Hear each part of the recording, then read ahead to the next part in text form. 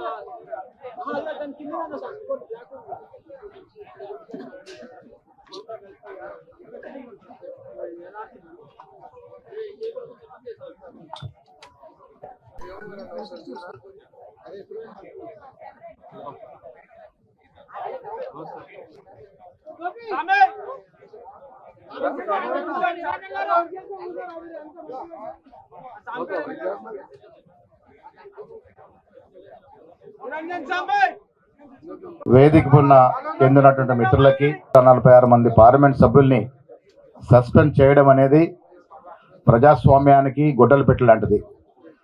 9.5 ఏళ్లుగా కేంద్రంలో ఉన్నటువంటి బీజేపీ పార్టీ ఫాసిస్ట్ విధాలను అవలంబిస్తూ ప్రజాస్వామ్యబద్ధంగా వచ్చినటువంటి మాట్లాడే హక్కును కూడా హరింపజేస్తూ ఎక్కడికక్కడ పోలీసు నిర్బంధాన్ని చాటి చెప్తున్న ఈ తరుణంలో కాంగ్రెస్ పార్టీ వారితో పాటు మిత్రపక్షాలు ఇవాళ బీజేపీ ఫాసిస్ట్ విధానాన్ని మతతత్వ విధానాలను వ్యతిరేకిస్తున్నటువంటి అన్ని పార్టీలు ఇండియా కూటమిగా ఏర్పడి ఇవాళ బీజేపీ యొక్క అప్రజాస్వామిక విధానాన్ని ఫాసిస్ట్ విధానాన్ని వ్యతిరేకిస్తూ ముందుకు సాగుతున్న తరుణంలో ఇటీవల పార్లమెంట్ మీద జరిగినటువంటి దాడి, ఆ దాడి ఎందుకు జరిగింది, ఎవరు చేశారు, దాన్ని పుట్టు పూర్వోత్తరాలు ఏంటి చెప్పాల్సినటువంటి బాధ్యత నుంచి ప్రధానమంత్రి గారు, హోంమంత్రి గారు తప్పుకుంటా ఉన్నారు. బాధ్యతారహితంగా వ్యవహరిస్తూ ఉన్నారు. దాన్ని నిలదీస్తే పార్లమెంట్ సభ్యుల్ని తీసి బయటేస్తూ ఉన్నారు. ఈ విధానం ప్రజాస్వామ్యానికి మంచిది కాదు. రాజ్యాంగ పరంగా వచ్చినట్టు హక్కుల్ని కూడా మీరు హరింపజేస్తూ ప్రజలతో ఎన్నుకోబడినట్టు పార్లమెంట్ సభ్యుల్నే ఆ విధంగా మీరు వ్యవహరిస్తే సామాన్యుడు బతుకు ఏమిటి ఈ రాష్ట్రంలో, ఈ దేశంలో? ఈ రాష్ట్రంలో మనం చూసాం, అలాంటి విధానాలు అవలంబిస్తే ప్రజలు తిరస్కరించి వారిని తీసి బయటేశారు. అదే పరిస్థితి వల్ల దేశవ్యాప్తం కనబడతా ఉంది. బీజేపీ యొక్క ఫ్యాసిస్ట్ విధానాలని, ఆ ప్రజాస్వామిక విధానాలను ఎండగట్టే రోజు దగ్గరకు పడింది. వారిని కూడా తీసి బయటేసే రోజు ఆసనం అవుతా ఉంది. ఈ తరుణంలో మొన్న ఇటీవల పార్లమెంట్ సభ్యులందరూ కూడా బహిష్కరించడం, బయటేయడం, వారికి హక్కుల్ని కాలరాసిన విధానాల మీద వ్యతిరేకిస్తూ ఇవాళ దేశవ్యాప్తంగా కాంగ్రెస్ పార్టీ దాని మిత్రపక్షాలు ఇచ్చిన పిలుపులో భాగంగా ఇవాళ ధర్నా చౌక్ లో ఈ ధర్నా కార్యక్రమం నిర్వహించుకుంటా ఉన్నాం. ఇక్కడికి గౌరవనీయులు రాష్ట్ర ఉప ముఖ్యమంత్రి బట్టి విక్రమార్క గారు, పెద్దలు గౌరవనీయులు వి హనుమంతరావు గారు, అంజన్ కుమార్ గారితో పాటు చాలా మంది పెద్దలు ఇక్కడికి వచ్చేసినారు. ఇప్పుడు నేను బట్టి విక్రమార్క రాష్ట్ర ఉప ముఖ్యమంత్రి గారిని వారి సందేశం ఇవ్వాల్సిందిగా కోరుతా ఉన్నాను. సభాధ్యక్షులు, రాష్ట్ర కాంగ్రెస్ కమిటీ కార్యనిర్వాహక అధ్యక్షులు మిత్రులు మహేష్ కుమార్ గౌడ్ గారికి, మాజీ రాష్ట్ర కాంగ్రెస్ కమిటీ అధ్యక్షులు పెద్దలు హనుమంతరావు గారికి, మాజీ పార్లమెంటు సభ్యులు కార్యనిర్వాహక అధ్యక్షులు మిత్రులు అంజన్ కుమార్ యాదవ్ గారికి, అట్లాగే నగర కాంగ్రెస్ కమిటీ అధ్యక్షులు మిత్రుడు రోహిన్ రెడ్డి గారికి, నా తోటి శాసనసభ్యులు సిపిఐ పార్టీ రాష్ట్ర కార్యదర్శి మిత్రులు కూనంనేని సాంబశివరావు గారికి, రాష్ట్ర ఆమ్ ఆద్మీ పార్టీ అధ్యక్షులు సుధాకర్ గారికి, అట్లాగే వేములవాడ శాసనసభ్యులు సోదరులు ఆది శ్రీనివాస్ గారికి, రాష్ట్ర మహిళా కాంగ్రెస్ కమిటీ అధ్యక్షురాలు సునీతారావు గారికి, రాష్ట్ర ఓబీసీ సెల్ అధ్యక్షులు నూతి శ్రీకాంత్ గౌడ్ గారికి, ఇంకా వేదిక మీద పెద్దలు రాష్ట్ర కాంగ్రెస్ కమిటీ సీనియర్ ఉపాధ్యక్షులు నిరంజన్ గారికి, వేదిక మీద ఉన్నటువంటి ఇతర అనుబంధ సంఘాల అధ్యక్షులందరికీ, కార్యనిర్వాహక సభ్యులందరికీ, పార్టీ సంబంధించినటువంటి ఇతర నాయకులకి, ఈ కార్యక్రమానికి ఇక్కడికి వచ్చేసినటువంటి కాంగ్రెస్ పార్టీ అభిమానులకి, కార్యకర్తలకి, ప్రజాస్వామ్యవాదులకి, మీడియా మిత్రులకి అందరికి కూడా ముందుగా నా హృదయపూర్వకమైనటువంటి నమస్కారాలు తెలియజేస్తూ, ఈరోజు చాలా బాధతో, ఆవేదనతో ఈ నిరసన కార్యక్రమాన్ని చేస్తూ ఉన్నాం. ఈరోజు భారతదేశంలో జరుగుతున్నటువంటి పరిణామాలు చూస్తూ ఉంటే, దశాబ్దాల పాటు ఆనాటి కాంగ్రెస్ నాయకత్వం ప్రాణత్యాగాలు చేసి కొద్దిమంది, వారి జీవితం మొత్తం కూడా దేశం కోసం అంకితం చేసిన కొద్దిమంది, అనేక మంది పోరాటాలు చేసి తెచ్చుకున్నటువంటి స్వతంత్ర భారతదేశ ప్రజాస్వామ్యం ఈరోజు పెద్ద ఎత్తున నష్టపోతా ఉంది. ఈ ప్రజాస్వామ్యం పైన దాడి జరుగుతూ ఉంది. తెచ్చుకున్న ప్రజాస్వామ్యం ఈ దేశంలో ఉన్నటువంటి ప్రతి పౌరుడికి జవాబుదారితనంగా ఉండేటువంటి జరుగుతున్నటువంటి పరిణామాలపైన భారత పార్లమెంటు సభ్యులు, ఈ దేశాన్ని పాలిస్తున్నటువంటి ప్రధానమంత్రిని, హోంమంత్రిని కనీసం ఒక స్టేట్మెంట్ అయినా ఈ సభలో ఇవ్వాల్సిన బాధ్యత మీ అందరిపైన ఉంది. స్టేట్మెంట్ ఏంటి అంటే, అసలు దాడి సంబంధించినటువంటి సమాచారమే లేదన్నట్టుగా, ఏమీ జరగలేదన్నట్టుగా ఈ ప్రధానమంత్రి గారు కానీ, హోంమంత్రి గారు కానీ, భారతీయ జనతా పార్టీకి సంబంధించిన కేంద్ర ప్రభుత్వం వాళ్ళ కార్యకలాపాలు చూస్తూ ఉంటే నిజంగా ఈ భారతదేశం ఈరోజు ఎటువంటి శక్తుల చేతుల్లో ఉందో దీని ద్వారా మనకు అర్థం అవుతా ఉంది. భారత పార్లమెంట్ పైన దాడి అంటే ఈ దేశ ప్రజాస్వామ్యం పైన దాడిగా భావించాలి.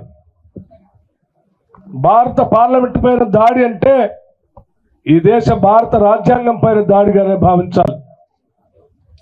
అందుకే ఈరోజు బాధ్యత కలిగిన పార్లమెంట్ సభ్యులందరూ ఈరోజు పార్లమెంట్లో 13వ తారీఖు నాడు జరిగినటువంటి దాడి పైన చాలా స్పష్టంగా సభలో చర్చ జరగాలి, దానికి సంబంధించిన సమాచారం సభకి ఇవ్వాలి అని అడిగిన పాపానికి ఈరోజు దాదాపు 146 మంది పార్లమెంటు సభ్యుల్ని భారత పార్లమెంట్ నుంచి సస్పెండ్ చేశారు అని అంటే అసలు ఇంతకంటే సిగ్గు చేయటైనటువంటి అంశం ఈ భారతదేశంలో ఇప్పుడు జరగలేదని చెప్పక తప్పనిసరి పరిస్థితుల్లో చెప్తా ఉన్నాను. ఇది చాలా దుర్మార్గం. ప్రశ్నిస్తే అరెస్టులు, ప్రశ్నిస్తే భారత పార్లమెంట్ నుంచి బహిష్కరణ. అంతిమంగా భారత ప్రజాస్వామ్యంలో ఈరోజు స్వేచ్ఛగా మాట్లాడేటువంటి హక్కు లేదు, స్వేచ్ఛగా భావ వ్యక్తీకరణ చేసే పరిస్థితి లేదు.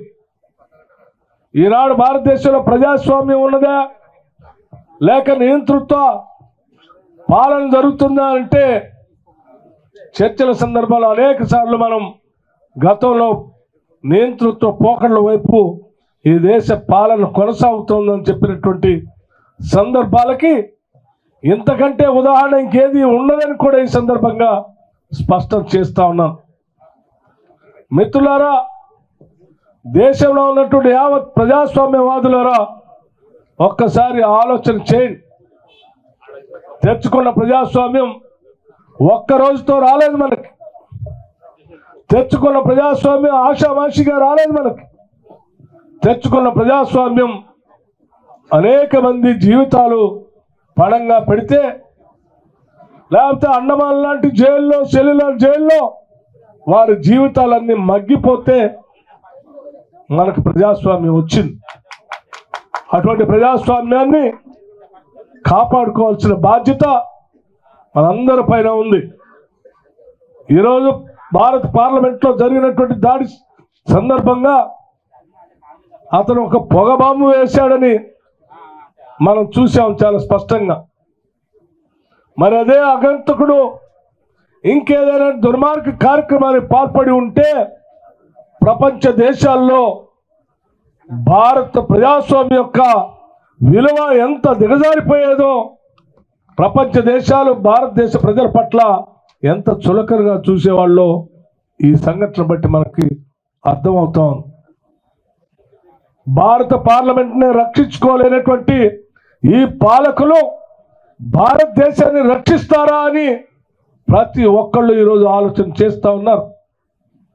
ఇంత పెద్ద సువిశాలమైనటువంటి భారతదేశాన్ని కాపాడాల్సినటువంటి భారత పార్లమెంట్ లేకపోతే భారత ప్రభుత్వం ఈరోజు ఈ దేశ రక్షణని పూర్తిగా గాలికి వదిలేసిందని చెప్పడానికి ఎటువంటి సందేహం లేదు. ఎన్నికలు వస్తున్నటువంటి ప్రతి సందర్భంలో బార్డర్లో ఏదో చిన్న అంశాన్ని సృష్టించడం, ఈ దేశ రక్షణ కోసం మేము ప్రాణాలు సైతం పడంగా పెట్టామనేటువంటి యొక్క భావోద్రేకం అనేటువంటి భ్రమలు కల్పించడం, దాని ద్వారా అధికారంలో రావాలనేటువంటి ఆలోచన తప్ప నిజంగా ఈ దేశాన్ని రక్షిస్తామని కానీ, భారత పార్లమెంట్ కానీ, ప్రజాస్వామ్యాన్ని కానీ కాపాడుదామనేటువంటి ఆలోచన కానీ, లేకపోతే ప్రపంచ దేశాల్లో అతిపెద్ద ప్రజాస్వామ్య దేశం అనేటువంటి భారతదేశ గౌరవాన్ని నిలబెడదామనేటువంటి ఆలోచన కానీ ఈ పాలకులు లేదని చెప్పడానికి ఎంతకంటే స్పష్టమైనటువంటి సంఘటనలు ఏమీ లేవని చెప్తూ ఈరోజు దేశవ్యాప్తంగా అఖిల భారత కాంగ్రెస్ కమిటీ నాయకత్వంలో పెద్దలు మల్లికార్జున ఖర్గే గారు అధ్యక్షులుగా, భారత కాంగ్రెస్ కమిటీ అధ్యక్షులుగా పనిచేసినటువంటి పెద్దలు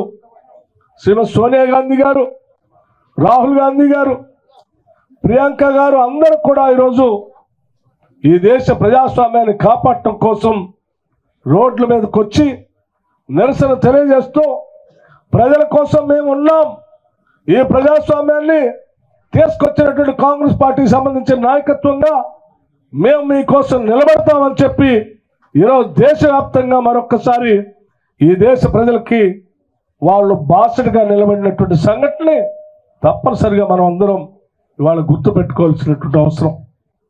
వారు ఇచ్చినటువంటి పిలుపు మేరకు ఈరోజు దేశవ్యాప్తంగా భారత ప్రజాస్వామ్యాన్ని కాపాడుకునేటువంటి దిశలో పార్లమెంటు సభ్యులు 146 మందిని సస్పెండ్ చేసిన దానికి పూర్తిగా వ్యతిరేకిస్తూ నిరసన తెలియజేస్తూ ఈ నిరసన కార్యక్రమాన్ని ఈరోజు తెలంగాణ రాష్ట్రంలో హైదరాబాద్లో కూడా కాంగ్రెస్ పార్టీ ఆధ్వర్యంలో పెద్ద ఎత్తున ఈ నిరసన కార్యక్రమాలు చేపట్టారు. దీంట్లో పాల్పంచుకోవడానికి ఇక్కడికి వచ్చినటువంటి ప్రతి ఒక్కరిని కూడా నేను భారత ప్రజాస్వామ్యాన్ని కాపాడటం కోసం నిలబడినటువంటి యోధులుగా మీ అందరినీ నేను అభినందిస్తూ కార్యక్రమాన్ని చేపట్టినటువంటి రాష్ట్ర కాంగ్రెస్ కమిటీ నాయకత్వాన్ని సంపూర్ణంగా అభినందిస్తూ సెలవు తీసుకుంటున్నాను. జై హింద్, జై హింద్, జై హింద్, జై హింద్, జై కాంగ్రెస్.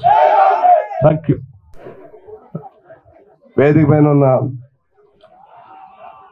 కాంగ్రెస్ పెద్దలందరూ అలాగే ఈ ధర్నా కార్యక్రమంలో హాజరైనటువంటి కాంగ్రెస్ పార్టీ అలాగే కమ్యూనిస్ట్ పార్టీ కార్యకర్తలు అందరికీ ముందుగా నమస్కారం. ఈనాడు పార్లమెంటు పైన దాడి జరగటం అంటే అది అంబేద్కర్ గుండె పైన దాడి జరిగినట్లు, అంబేద్కర్ గారు రాసిన రాజ్యాంగ గుండె పైన దాడి జరిగినట్లు. ప్రజాస్వామ్యం పైన దాడి జరిగినట్లు ఈ దేశానికి పవిత్రమైనటువంటి దేవాలయం లాంటి పార్లమెంటు పైన దాడి జరిగితే పార్లమెంట్లో ఉన్నటువంటి సభ్యులు ఈ దాడి ఎందుకు జరిగింది అని ఒక ప్రకటన చేయమని అడిగితే ఇవాళ ఈ దేశ పాలకులుగా ఉన్నటువంటి నరేంద్ర మోడీ అలాగే అమిత్ షాలు వారిద్దరు కూడా హిట్లర్ ముస్సోలిన్లు ఇటలీ జర్మనీలకు సంబంధించిన వాళ్ళైతే భారతదేశంలో ఉన్నటువంటి హిట్లర్ ముస్సోలిన్ లాగా వాళ్ళిద్దరు తయారై ప్రశ్నించినందుకు 146 మందిని ఇవాళ పార్లమెంట్ నుంచి బయటికి పంపించారంటే ఏదో ఒక రోజు ఈ హిట్లర్ ముస్సోలిన్లకి గతి పట్టినట్లుగానే ఆ రోజుల్లో అమిత్ షా నరేంద్ర మోడీలు కూడా భారతదేశ ప్రజలు అదే పద్ధతుల్లో ఆ గతే చూపెడతారు. ఏదో ఒక రోజు నరేంద్ర మోడీ అమిత్ షాలు జైలుకి వెళ్ళి ఊసలు లెక్క పెట్టవలసినటువంటి పరిస్థితి వస్తుందని చెప్పి నేను తెలియజేస్తా ఉన్నాను. అంత అహంభావమా మీకు? దేశాన్ని గెలవచ్చు, మందబలంతో గెలవచ్చు మీరు. అసలు మీ గెలుపే అనుమానం. ఇవాళ ఛత్తీస్గఢ్, రాజస్థాన్, మధ్యప్రదేశ్లో మీ గెలుపే అనుమానం. అది నిజమైన ప్రజల తీర్పుకి అది అద్దం పట్టలేదు. నిజమైన ప్రజల తీర్పు కాదని ఇవాళ అనేక వర్గాల నుంచి, మేధావుల నుంచి అనుమానం వస్తూ ఉంది. ముఖ్యంగా బాగా అడ్వాన్స్డ్ దేశాల్లో కూడా ఈవీఎం సిస్టమ్ని, ఎలక్ట్రానిక్ ఓటింగ్ సిస్టమ్ అనేది రాంగ్ అని చెప్పి అమెరికా లాంటి దేశాలు మరలా బ్యాలెట్లోకి వెళ్ళటం జరుగుతుంది. కానీ ఇక్కడ మీరు సెలెక్టివ్గా ప్రతిపక్షాలు, ముఖ్యంగా కాంగ్రెస్ పార్టీ ఎక్కడ గెలుస్తుంది అనుకుంటున్నారో అక్కడ దాని మీద ఫోకస్ పెట్టి మీరు యంత్రాంగాన్ని ఈవీఎంల ద్వారా ప్రజల అభిప్రాయాన్ని మీరు డైవర్ట్ చేసేటువంటి కుట్రలు పడినట్టుగా కూడా ఇవాళ అనుమానాలు ఉన్నాయి. ఈ విధమైనటువంటి కృత్రిమ బలంతో, కృత్రిమ ప్రజాబలంతో మీరు ఎంతకాలం పరిపాలన చేస్తారో ఇవాళ ప్రజలు లెక్కేస్తున్నారు. శిశుపాలుడికైనా 90 తప్పులు చేసినప్పుడు కూడా కృష్ణుడు భరించాడు, 99 తప్పులు చేసినా కూడా భరించాడు. 100 తప్పులు అయినాక శిశుపాలుడి శిరస్సు కృష్ణుడు విష్ణు చక్రంకి లేచిపోయింది. ప్రజలు రేపు ఆ విధమైనటువంటి ఈ భవిష్యత్తులో శిశుపాలుడిని కృష్ణుడు ఎలా 100 తప్పులు చూశారో మీ తప్పులను కూడా ఇవాళ చూస్తున్నారు. మీకు కూడా అదే గతి పట్టబోతుంది నరేంద్ర మోడీ, అమిత్ షా ద్వయానికి నేను తెలియజేస్తా ఉన్నాను. ఈరోజు ఏం జరిగింది అసలు పార్లమెంట్లో జరిగిన విషయం ఏంటి? ఇవాళ స్మోక్ బాంబు వేశారు. అసలు వాళ్ళకి పర్మిషన్ ఇచ్చింది ఎవరు? వాళ్ళకి ఎంట్రీ పాస్ ఇప్పించింది ఎవరు? ఇప్పించింది బీజేపీ ఎంపీ. ఆ బీజేపీ ఎంపీని ఏమైనా చేశారా మీరు? బీజేపీ ఎంపీని ఏమైనా సస్పెండ్ చేశారా? బీజేపీ ఎంపీ దాని మీద ఏమన్నా యాక్షన్ తీసుకున్నారా? ఏమీ లేదు. మరి రాహుల్ గాంధీ గారిని పార్లమెంటు సభ్యునిగానే ఆయన ఎందుకు రద్దు చేయించారు మీరు? అంటే ఆయన అన్నదేంటి? ఆయన అదానీ లాంటి వాళ్ళు, వీళ్ళటువంటి వాళ్ళందరూ ఏదో ఒక ఇంటి పేరు మీద సర్కాస్టిక్గా అన్నాడు. దానికే ఆయన నుంచి పార్లమెంట్ నుంచి ఆయన తొలగించారు. ఇంటిని కూడా ఖాళీ చేయించారు. ఇవాళ మీ బీజేపీ ఎంపీ హాయిగా ఉంటాడు. మన టీఎంసీ, తృణమూల్ కాంగ్రెస్ అభ్యర్థి, మన పార్లమెంట్ సభ్యురాలు ఒక క్వశ్చన్ ఏదో లేపుదాం అనుకుంది. ఆవిడ కారణం లేకుండానే పార్లమెంట్ నుంచి సస్పెండ్ చేస్తారు. ఇది మీ ఇష్టమా? ప్రజాస్వామ్యం అనేది ప్రజల ప్రతిధ్వని, ప్రజల గుండె ప్రతిధ్వని, ప్రజలు విశ్వసించినటువంటి రాజ్యాంగం దేశానికి అది దేవాలయం లాంటిది. ప్రజల సార్వభౌమత్వానికి నిలయం ప్రజాస్వామ్యం. ప్రజలు తమకు తాము రాసుకుని తమకు తాము అర్పించుకున్నటువంటి రాజ్యాంగం ప్రకారం ఏర్పాటైనటువంటి పార్లమెంట్ అది. ఏం చేస్తారు? ఇంకా ఇవాళ సస్పెండ్ చేస్తారు. ఇంకా మీ పిచ్చి ముదిరితే ఇంకేం చేస్తారు? జైల్లో పెడతారు. ఇంకా ఎక్కువైంది అనుకోండి మీ నియంతృత్వం, ఇంకా కొద్దిగా మనకి అండర్స్టాండింగ్ లోపం వచ్చింది. మేము అందరూ కూడా అక్కడ చేశారు ప్రోగ్రాం, మన క్రాస్ రోడ్లో చేసి మేమందరం ఇక్కడికి కొంతమంది వచ్చాం. సరే, ఏదేమైనా సరే మీరు ఇక్కడ చేసినా మేము ఇంకెక్కడ చేసినా అంతిమంగా ప్రజల తీర్పుకు అనుగుణంగా, ప్రజల గుండె చప్పుడుకు అనుగుణంగా ఈ నరేంద్ర మోడీ, అమిత్ షాలు చేసే తప్పుల్ని ఎండగట్టడం కోసం మనం ఎక్కడైనా సరే చెయ్యి కలుపుదాం, కదం కలుపుదాం, ముందుకు నడుద్దాం. అమిత్ షా అదేవిధంగా నరేంద్ర మోడీలు అక్కడి నుంచి దిగి వాళ్ళు చేసిన పాపాలకు శిక్షలు అనిపించే వరకు కూడా మనం కలిసి నడుద్దామని చెప్పి తెలియజేస్తూ ఖచ్చితంగా పార్లమెంటుని మరలా వాళ్ళ సస్పెన్షన్ రద్దు చేయాలి. తర్వాత దానిపైన స్టేట్మెంట్ ఇవ్వాలి. అసలు వచ్చిన వాళ్ళు ఎందుకు వచ్చారో అది కూడా తేలాలి. ఆనాడు భగత్ సింగ్ లాంటి వాళ్ళు వచ్చారంటే బ్రిటిష్ వాడికి వ్యతిరేకంగా అక్కడికి వచ్చారు. వీళ్ళు ఒకవేళ మీకు వ్యతిరేకంగా ఏమైనా వచ్చారా అది కూడా తేలాలి కదా. మీకు వ్యతిరేకంగా వచ్చారా, లేకపోతే రానున్న 4 నెలలు పార్లమెంట్ ఎన్నికల్లో పూర్తిగా సమస్యను డైవర్ట్ చేయడానికి మీరే ఈ నాటకం చేశారా, అన్ని తేలాలి కదా. ఇవేమి తేలకుండా ఏదో కుట్రబన్ని మీ పద్ధతులు మీరు చేస్తున్నారు. ప్రజలారా, మనందరం ధైర్యంగా ఉండాలి. భారతదేశంలో ప్రజలందరూ ధైర్యంగా ఉండాలి. అందులో భాగం తెలంగాణ ప్రజలు ఇంకా చైతన్యవంతంగా మనం ఉండి ఇటువంటి దుర్మార్గులు దురాగతాలు చేసేటువంటి వాళ్ళని వాళ్ళ భరతం పట్టాలని చెప్పి తెలియజేస్తూ మీ అందరికీ కాంగ్రెస్ కార్యకర్తలకి, సిపిఐ కార్యకర్తలకి అభినందనలు తెలియజేస్తూ వేదిక పైన ఉన్న నాయకులందరికీ మరొకసారి శుభాకాంక్షలు, నమస్కారాలు, కృతజ్ఞతలు తెలియజేస్తూ సెలవు తీసుకున్నా. Thank you. Save democracy mass protest. ఇవాళ ఇప్పుడే మాట్లాడినటువంటి మా డిప్యూటీ చీఫ్ మినిస్టర్ బట్టి విక్రమార్క గారు, అదేవిధంగా సిపిఐ నుంచి సాంబశివరావు గారు, ఆమ్ ఆద్మీ పార్టీ, అన్ని రాజకీయ పార్టీలు కూడా ఈ వేదిక మీద ఉన్నది. దీనికి కారణం ఏమిటనేది యావత్ భారతదేశంలో ఒక ఆలోచన మొదలైంది. పార్లమెంట్ కొత్తది కట్టించాడు, మేమందరం సంతోషపడ్డారా నరేంద్ర మోడీ చాలా గొప్ప పని చేశాడని. కానీ వాళ్ళ జరిగినటువంటి సంఘటనలో మణిపూర్లో గత 7-8 నెలల నుంచి ఊతకోత జరుగుతూ ఉన్నది. లా అండ్ ఆర్డర్ లేదు, మహిళలకు మానభంగం జరుగుతూ ఉంటే దాని గురించి అమిత్ షా ఆలోచన లేదు. అక్కడ లా అండ్ ఆర్డర్ను మెయింటైన్ చేయాలనే ఆలోచన లేదు. అదే కాకుండా ఇవాళ పార్లమెంట్లో 13th డిసెంబర్ ఎప్పుడైతే గతంలో 2-3 ఏళ్ల క్రితం ఉగ్రవాదుల అటాక్ జరిగింది, కానీ మా అమిత్ షాకు ఆ రోజు జ్ఞాపకం రాలే. ఎట్టి పరిస్థితుల్లో ఏదన్నా జరగొచ్చని, పార్లమెంట్ భవనంలో జరుగుతుంది ఏమన్నాని ఇంటెలిజెన్స్ రిపోర్ట్ ఏమైంది అనేది నా ఉద్దేశం. అంతేకాదు ఇవాళ వేరే ఎంపీ ఎవరన్నా విజిటర్ కు పాస్ ఇచ్చి పార్లమెంట్ లోపలికి పంపిస్తే, గ్యాలరీలకు పంపిస్తే అతని మీద దేశద్రోహి కేసు పెట్టేవారు. కానీ పెట్టిన వాడు ఎవరికైతే విజిటర్ పాస్ ఇచ్చినటువంటి వారు ఎవరు? మైసూర్ ఎంపీ ఉన్నాడు, ఆయన బీజేపీ ఎంపీ. ఆయనని కాపాడడానికి పార్లమెంట్ లో అన్ని ప్రతిపక్షాలు ఎందుకు జరిగింది ఈ సంఘటన? ఒక ఎంపీ అంతమంది ఉండే ఎంపీలో ఏదన్నా దుర్ఘటన జరిగితే ఎంతమంది పార్లమెంట్ మెంబర్లు చనిపోతారు అనేది ఆలోచన లేదు. దాని మీదనే అన్ని రాజకీయ పార్టీలు అడగడం మొదలుపెట్టింది పార్లమెంట్ లో. ఈ పార్లమెంటులో అడగాలనా లేదా? పార్లమెంట్కే రక్షణ లేకుంటే గ్రామీణ ప్రాంతంలో నిరుపేదలైనటువంటి వాళ్లకు ఎవరు సెక్యూరిటీ ఇస్తాడు? బార్డర్ లో ఏమైతుందో తెలుసా నీకు అని ఆలోచనతో పార్లమెంట్ మెంబర్స్ అడగడం మొదలు పెడితే మీరు గొడవ చేస్తున్నని 143 ఇప్పుడు 146 అయింది. 146 ఎంపీలను బయట పెట్టి మీరు బిల్లు పాస్ చేసుకుంటారా బాబు? ఇది ప్రజాస్వామ్య దేశమా లేకుంటే డిక్టేటర్ పాలన? బాబాసాహెబ్ అంబేద్కర్ రాజ్యాంగంలో రాసిండు ఏమని? అధికారంలో ఉన్నవాడు అపోజిషన్ లో ఉన్నవారికి ఈక్వల్ రైట్ ఇచ్చాడు.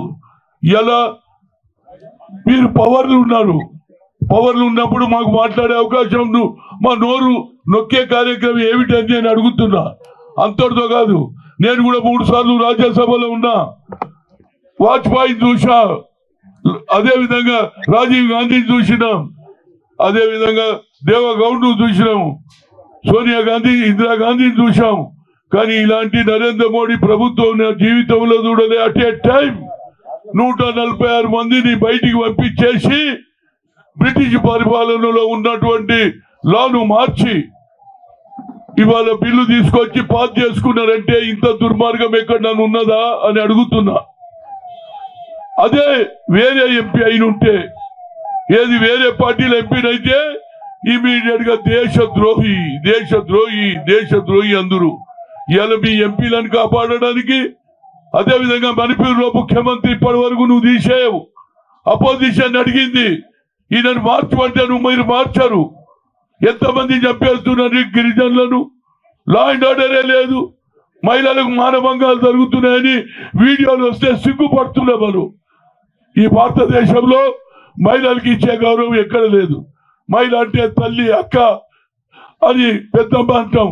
అలాంటి మహిళలకే మానభంగాలు జరుగుతుంటే నీ దగ్గర జవాబు లేదు. అమిత్ షా, నువ్వు చేసేది ఒక్కటే, ఏ రాష్ట్రాలలో ఇతర ప్రభుత్వాలు ఉంటే దాన్ని కూలగొట్టాలి, నీ ప్రభుత్వం తెచ్చుకోవాలి. ఇది నిజంగా ప్రజాస్వామ్యం కాదు. It is a black day. ప్రజాస్వామ్యంకు బ్లాక్ డే. అందుముంచే మా సోనియా గాంధీ, అదేవిధంగా మల్లికార్జున్ ఖర్గే, ఇండియా కూటమి ఒక కార్యక్రమం తీసుకున్నది. ఏది? Save democracy. ప్రజాస్వామ్యాన్ని కాపాడాలన్న ఉద్దేశంతో ఇవాళ ఇక్కడ ధర్నా జరుగుతుంది. ఇక్కడ భారతదేశంలో అన్ని రాజకీయ పార్టీలు ఇవాళ ప్రజాస్వామ్యమే లేదు. ప్రజలకు ఇచ్చినటువంటి హామీలు నిలబెట్టుకునే శక్తి లేదు. పార్లమెంట్ లోనే రక్షణ లేదు.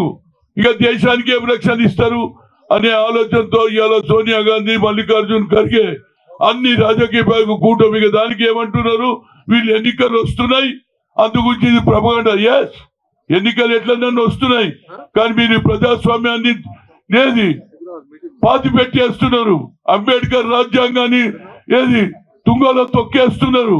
అందుగురించే ఇది ప్రజాస్వామ్యం ప్రజలకు తెలవాలన్న ఉద్దేశంతో ఇదే కార్యక్రమం. మెగా ప్రొటెస్ట్ యావత్ భారతదేశంలో మెగా ప్రొటెస్ట్ చేయాలి. మండల లెవెల్లో, గ్రామ లెవెల్లో, పట్టణాలలో.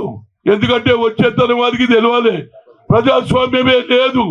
అసలు పార్లమెంట్ లో జరిగిన ఇన్సిడెంట్ ను కూడా డిస్కషనే లేదు. అపోజిషన్ ఏమడిగింది, ఎందుకు జరిగింది, ఇది ఎవరు చేశారు, దీని వెనకాల పార్లమెంట్ లో మా రక్షణ లేకపోతే మేము పార్లమెంట్ కి ఎట్లా రావాల్సి వస్తుందని పార్లమెంట్ మెంబర్లు అడగడం మొదలు పెడతారని వాళ్ళకి ఎక్కడి దేక అందరినీ సస్పెండ్ చేస్తారు. అదేవిధంగా బిల్లు పాస్ చేసుకుంటారు. బ్రిటిష్ పరిపాలనలో ఉన్న బిల్లును మార్చేసిండ్రు. ఇది నేనైతే ఎక్కడ చూడలేదురా బాబు నా జీవితంలో. ఇవాళ నీతులు చెప్తారు. అదేవిధంగా నరేంద్ర మోడీ ఇచ్చిన హామీలు ఎక్కడ నిలబెట్టలే.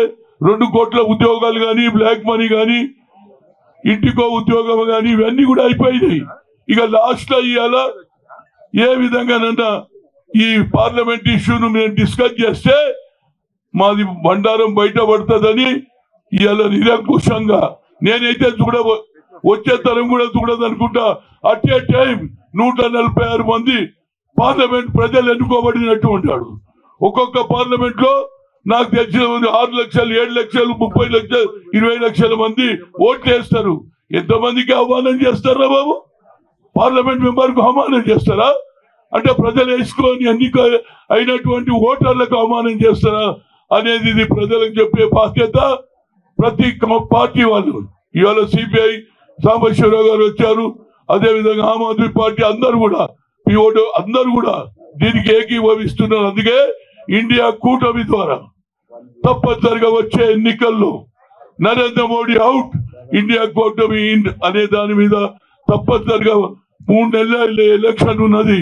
తప్పనిసరిగా గ్రామాలలో ప్రజలకు చెప్పి ఈ నిరంకుశ దొరల పాలన అయింది, మళ్ళా రాజుల పాలన వచ్చింది. డిక్టేటర్ పరిపాలనకు అంతం అందించాలంటే 2024 ఎన్నికల్లో కాంగ్రెస్ ను, ఇండియా కూటమిని గెలిపించాలని, అదేవిధంగా ఈ ప్రొటెస్ట్ కంటిన్యూస్ గా సాగాలని హైకమాండ్ ఏం చెప్పినా మనం గ్రామాలలో ప్రతి కార్యకర్త ఏ విధంగానైతే మొన్న ఎన్నికల్లో ప్రతి కార్యకర్త కూడా కష్టపడి కాంగ్రెస్ ప్రభుత్వాన్ని తీసుకొచ్చి రేవంత్ రెడ్డిని ముఖ్యమంత్రి, బట్టి విక్రమాన్ని ఉప ముఖ్యమంత్రి చేశారు. అదే విధంగా రేపు పార్లమెంట్ ఎన్నికలు అందరూ చూస్తున్నారు. తెలంగాణలో ఎన్ని పార్లమెంట్లు వస్తాయని యావత్ దేశ ప్రజలు చూస్తా ఉన్నారు. కనుక ఇక్కడ ఎక్కువ మనకు ఒక మంచి ఇష్యూ దొరికింది. ఈ ఇష్యూను గ్రామాల్లో అయ్యా పార్లమెంట్ మెంబర్లకు రక్షణ లేదు, ఇక మీకేమి రక్షణ ఇస్తాడు, మీకేమి అభివృద్ధి చేస్తారు? ఇచ్చిన అబద్ధాలు పోయి ఇవాళ పార్లమెంట్ మెంబర్లకే రక్షణ లేదు. గ్రామాల్లో ఉండే నిరుపేదలకు ఎవరు రక్షణ ఇస్తాడు? ఈ ప్రభుత్వం అవసరం లేదు. డెమోక్రసీ చేసే ప్రభుత్వం, ప్రజాస్వామ్య పద్ధతి ప్రభుత్వాన్ని ఎన్నుకోవాలని చెప్తూ మరొకసారి వచ్చినటువంటి మిత్రులు చాలా మంది మిత్రులు వచ్చారు. జిల్లా ప్రెసిడెంట్లు కానీ, మండల ప్రెసిడెంట్లు కానీ, పిసిసి ఆఫీస్ బేరర్స్ కానీ, మహిళా కాంగ్రెస్ కానీ, ఐఎన్టీసీ కానీ అందరికీ కూడా ఈ కార్యక్రమాన్ని గ్రామ స్థాయికి తీసుకుపోవాలని కోరుతూ మరి ఈ అవకాశం ఇచ్చినటువంటి మహేష్ కుమార్ గౌడ్ గారికి, వర్కింగ్ ప్రెసిడెంట్ కు, అదే విధంగా ఇతర పార్టీల నుంచి వచ్చిన వాళ్ళు కూడా అందరూ మాట్లాడతారు. ఒకసారి మీ అందరికీ పేరు పేరున నా హృదయపూర్వక ధన్యవాదాలు. జై తెలంగాణ, జై democracy. Save democracy! Save democracy! Save democracy! Modi हटाओ, देश बचाओ. Modi हटाओ, Modi हटाओ, Modi हटाओ. ఈ కార్యక్రమాన్ని ఆర్గనైజ్ చేస్తున్న మహేష్, ఆర్గనైజింగ్ సెక్రటరీ మహేష్ గారు, అంజన్ కుమార్ యాదవ్ గారు, వర్కింగ్ ప్రెసిడెంట్ మహేష్ గౌడ్ గారు, అంజన్ కుమార్ యాదవ్ గారు, తర్వాత హనుమంతన్న, మా సాంబశివర గారు, నిరంజన్ గారు, మల్లు రవి గారు, ఇంకా శ్రీనివాస్ గారు, ఎంఆర్జీ వినోద్ రెడ్డి గారు, మిగతా అందరి మిత్రులకి పేరు పేరున అద్భుతమైన మంచి కార్యక్రమాన్ని పెడుతున్నందుకు ఆమ్ ఆద్మీ పార్టీ తరఫున కృతజ్ఞతలు, అభినందనలు. దీని తర్వాత నేను థ్యాంక్స్ చెప్పాల్సింది మోడీ గారికి. మోడీ ఈరోజు అందరినీ కలిపాడు, అందుకనే థ్యాంక్స్ టు మోడీ. అందరినీ ఒక్క ప్లేస్ లో పట్టుకొచ్చాడు ఈరోజు. ఇది టీజర్ మాత్రమే, ఎందుకంటే ఆయన అనుకున్నది ఒకటి, జరగబోయేది ఒకటి. అందరినీ 146 మందిని ఇంతవరకు పార్లమెంటు చరిత్రలో ఎప్పుడు జరగనటువంటి జరిగింది. తన కాళ్ళు తను నరుక్కుంటున్నాడు. షా గారు 10 సంవత్సరాల క్రితం జైల్లో ఉన్నారు, అందరు గుర్తుండి ఉండాలి. మరొకసారి జైలుకు పంపే కార్యక్రమం మొదలైంది. మీరున్నది 40% మాత్రమే, మేము 60%. రాబోయే కాలం టీం ఇండియాదే. ఏదో కొంతమందిని జైల్లో పెట్టి, దేశద్రోహులని పేరు పెట్టి సంకలు ఎగరేసుకుంటే కాదు. ముందున్నది ముసళ్ళ పండగ. మా విధానాలు వేరు కావచ్చు, మా సిద్ధాంతం వేరు కావచ్చు, ఇంకోటి వేరు కావచ్చు, కానీ మేమంతా ఒకటే. ఈ భారతదేశాన్ని రక్షించుకోవాలి, డెమోక్రసీ కావాలి, డిక్టేటర్షిప్ ని రక్షించేయాలి. ఈ దేశ స్వాతంత్రం కోసం ఎంతో మంది, అన్ని మతాల వారు కలిసి ఈ దేశ స్వాతంత్రాన్ని సాధించారు. ఇప్పుడు మనతో పాటు కాంగ్రెస్ సీనియర్ నాయకులు ఆనందరావు గారు ఉన్నారు, వారితో మాట్లాడేద్దాం. సార్ చెప్పండి సార్, అసలు అంటే పార్లమెంట్ లోనే భద్రత లేకపోతే దేశ ప్రజలకి భద్రత ఎలా ఉంటుంది అనే వారికి మీరు ఇచ్చే సమాధానం ఏంటి? ఈ ధర్నా అంతా దేనికోసం?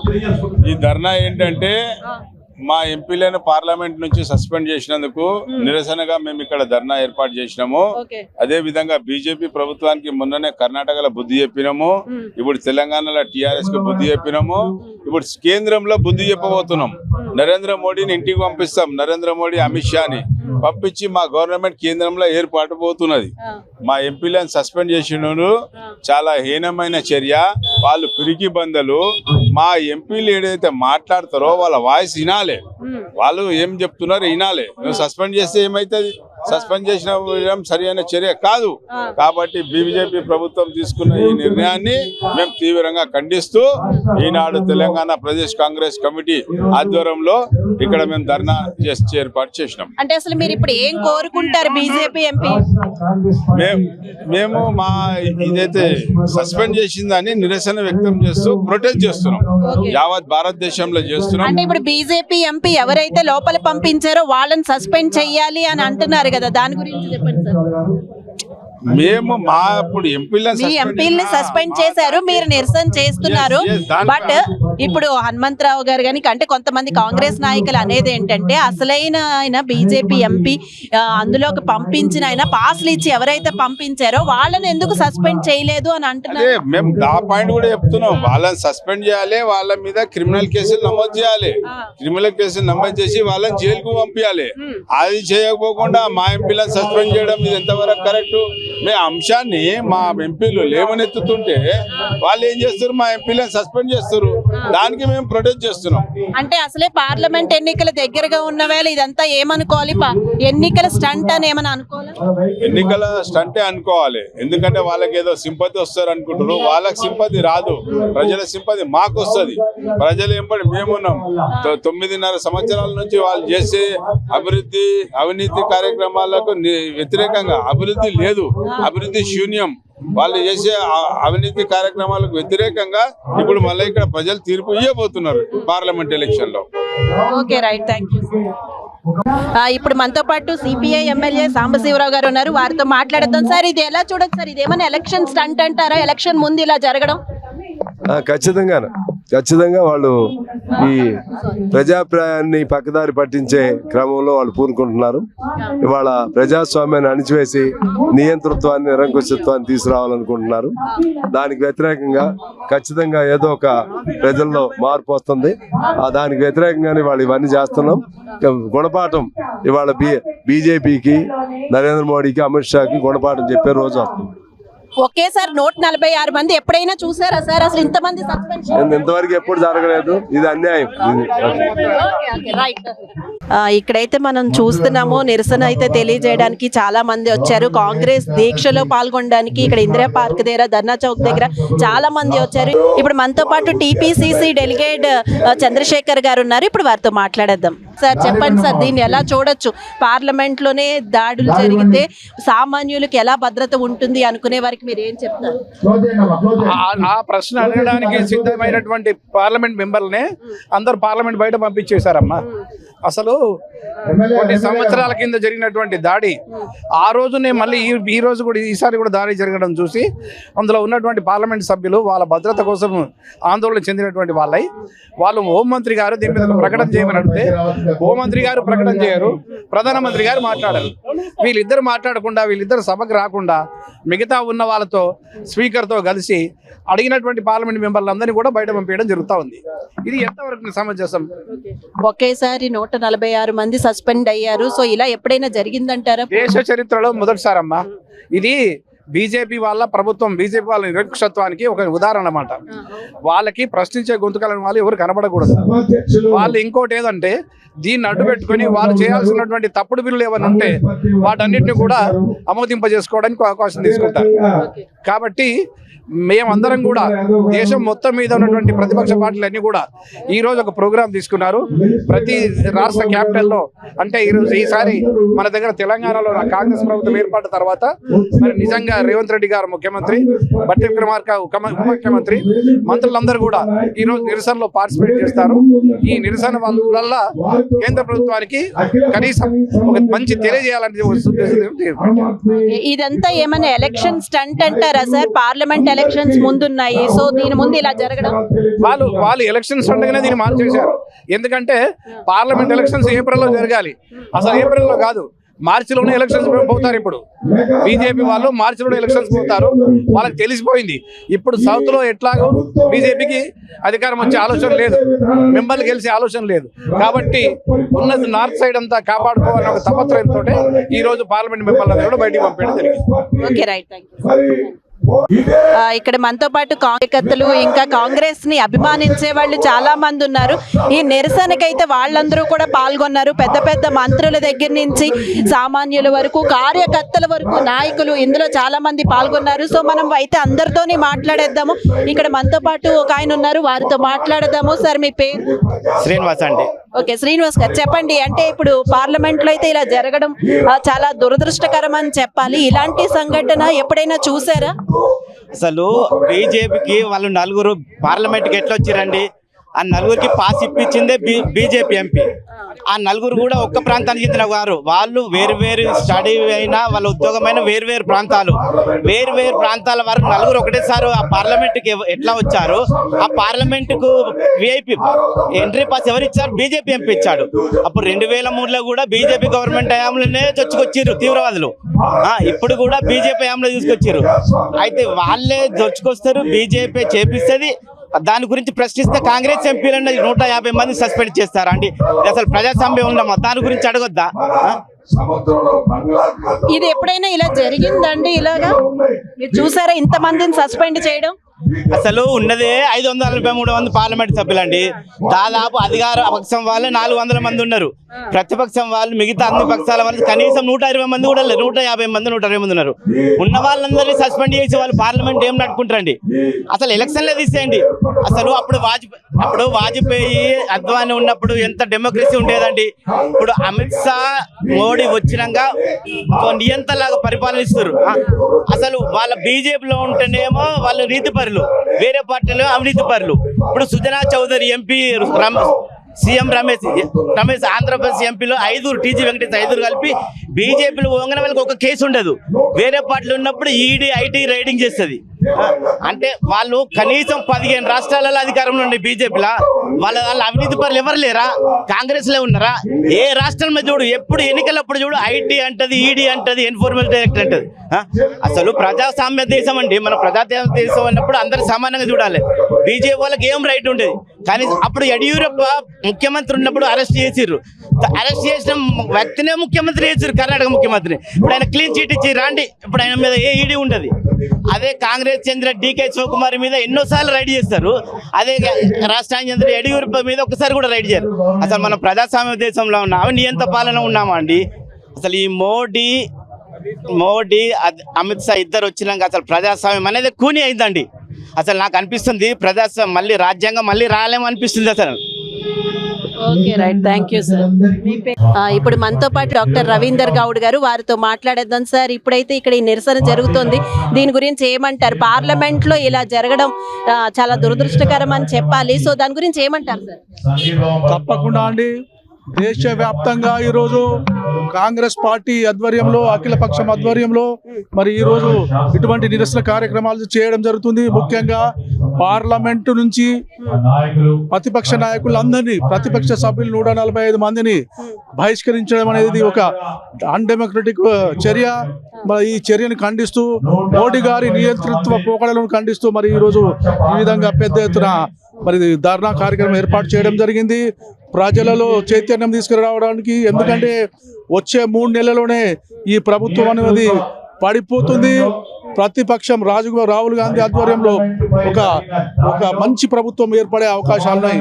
కానీ ఒక దుర్మార్గ చర్య, ఒక బీజేపీ నాయకుడు పాసులు ఇచ్చిన సందర్భంలో గ్యాలరీకి చొచ్చుకొని గ్యాలరీ నుంచి పార్లమెంటు సభ్యులపై గ్యాస్ ద్వారా మరి దాడి చేయడం అనేది చాలా పెద్ద తప్పు. ఈ చర్య వల్ల ప్రపంచ దేశాల్లో మన యొక్క ప్రతిష్ట దెబ్బతిన్నది. మరి ఈ ప్రతిష్ట కాపాడాలంటే మనమందరం భారత ప్రజలంతా ఐక్యమత్యంగా ఉండాల్సిన అవసరం ఉంది. మరి వచ్చే 3 నెలల్లో నరేంద్ర మోడీ డిక్టేటర్షిప్ ఒక బుద్ధి చెప్పాల్సిన అవసరం ఎంతైనా ఉంది. మనందరం సార్, అంటే ఇప్పుడు మీరు ప్రజలకైతే ఒకటి కన్ఫర్మ్ చేయాలి, మీరు ఈ నిరసన ఎందుకు చేస్తున్నారు? పార్లమెంట్ లో దాడి జరిగిందనా, లేదంటే మీ 146 మందిని సస్పెండ్ చేశారనా? పార్లమెంట్ లో దాడి ఒకవైపు అయితే 145 మంది సభ్యులను వాళ్ళు కోరుకునేది ఏంది? ఈ దాడి గురించి వేరే ఒక స్టేట్మెంట్ చేయాలి, గవర్నమెంట్ స్టేట్మెంట్ ఇవ్వాలని కోరడం జరిగింది. మరి దానికి ఆ స్టేట్మెంట్ ఇవ్వకుండా ఎవరైతే మరి గొంతు విప్పినారో వాళ్ళ గొంతు నొక్కడానికి 145 మంది సభ్యులను మరి బహిష్కరించడం జరిగింది. ఇది అవివేక చర్య. ఇంతకు ముందు కూడా రాహుల్ గాంధీని లోకసభ సభ్యత్వాన్ని కూడా రద్దు చేసి పార్లమెంట్ మరి వారికి ఉన్న హౌస్ను కూడా గుంజుకొని మరి ఒక అన్డెమోక్రటిక్ గా మరి రాహుల్ గాంధీని ఎంత ఇన్సల్ట్ చేశారో మీ అందరూ తెలుసు. పరవేశారంగా మళ్ళీ కోర్టు ద్వారా రాహుల్ గాంధీ మళ్ళీ పార్లమెంట్ లో ప్రవేశించడం జరిగింది. ఇటువంటి అవివేకమైన చర్యలు మరి నరేంద్ర మోడీ చేయడం అనేది తగదు. ఎందుకంటే ఆయన నిరంకుశ ధోరణి. పార్లమెంట్ అంటే ఒక దేవాలయం భారతదేశ ప్రజలకు. అందులో చాలా మంది పెద్దవాళ్ళు ఉన్నారు. ఇందిరాగాంధీ ఉంది, అటల్ బిహారీ వాజ్పేయి, అద్వానీ లాంటి పెద్ద నాయకులు, మహానాయకులు ఉన్న పార్లమెంట్ లో ఈ చిన్న బుద్ధి ఉన్న మరి నరేంద్ర మోడీ, ఒక నిరంకుశ బుద్ధి ఉన్న నరేంద్ర మోడీ మరి ఏడడం అనేది ప్రజాశ్రేయస్సుకు, భారతదేశ ప్రజాస్వామ్యానికి పెద్ద దెబ్బ అని ఈ సందర్భంగా తెలియజేస్తున్నాను.